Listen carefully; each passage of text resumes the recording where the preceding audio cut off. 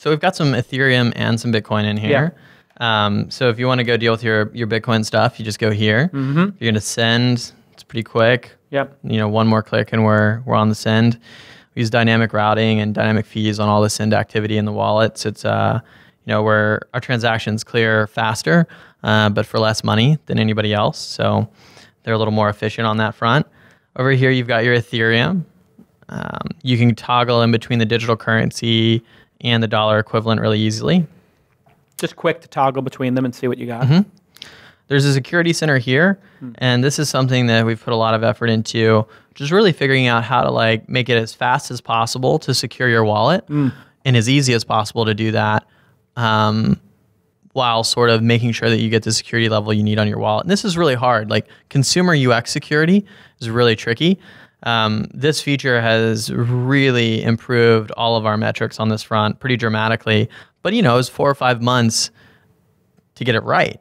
And what's funny is, TechCrunch never is going to write an article that's like, blockchain spends a ton of time, really gets the security macro right. And you're like, But at the same time, they will write an article that's like, you launched in another country. And there's no Michelin star version of journalism right now for startups where it's like, by the way, we're just going to give credit for some basic blocking and tackling here. The silverware was great. The service was great. The climate was great. All that's kind of table stakes. The journalists out there, the fake news would rather focus on. And this comes back to something we were talking about earlier, which is the sort of growth at any cost mentality, which is getting this right and getting your infrastructure right so that when you're growing fast or getting attacked, you don't go down. That's work that is not headline work, right? It's, in a way, you get no PR credit for it. But it's really important. It's the most Now, it goes the wrong way. You get a lot when of credit. People... Ashley Madison, right? Yeah, people write articles about how people are getting their Bitcoin stolen. Right. They, write articles about how you're going down, how you're fast growing but troubled. I feel like the fast growing but troubled article is it's a thing now. It's I would say that's that's a punch ticket. Wow, we get stamped on that, right? You're growing too fast. And what's really interesting is, one of our, we've had competitors who've had the fast growing but troubled article written, and not them, but somebody else, totally different industry, who had the fast growing but troubled article written about them was he's like, I feel it's like a badge of honor. It means we grew fast enough. I'm like, I don't. I think if you look at Zenefits would be the example of where it became. I have a theory on it, which is if you're going fast and it's in benefit of consumers and it's a noble fight, then the world will back you. So if Elon Musk wants to create showrooms for Tesla and he wants to sell directly to customers and not create a dealer channel, well, we all hate going to dealerships. It's the worst experience of buying a new car. Buying a new car should be a joyful experience. Oh my God, I bought a new car. This is and it never is. And it's always painful and arduous. So Elon says, you know what, we're just going to get rid of the dealers. We'll sell direct. There's no negotiation on price. You pay online, you got what you want, and you can go see the car in a showroom. They tried to stop him in Jersey, Texas, other places, force you to have a dealer.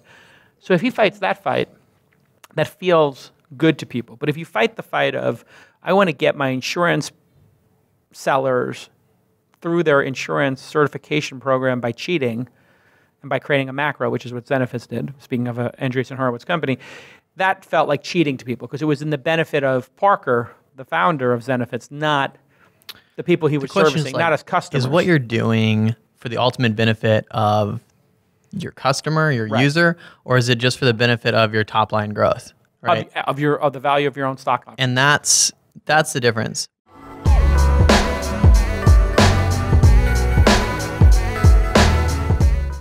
Hey everybody, I want to welcome NetSuite as a new partner here at This Week in Startups. And if you're listening to this, you're probably a business owner and a leader, and you probably have said one of the following to yourself: why is it taking accounting so long to close the books? And we beat our revenue goal, but we lost money. Why?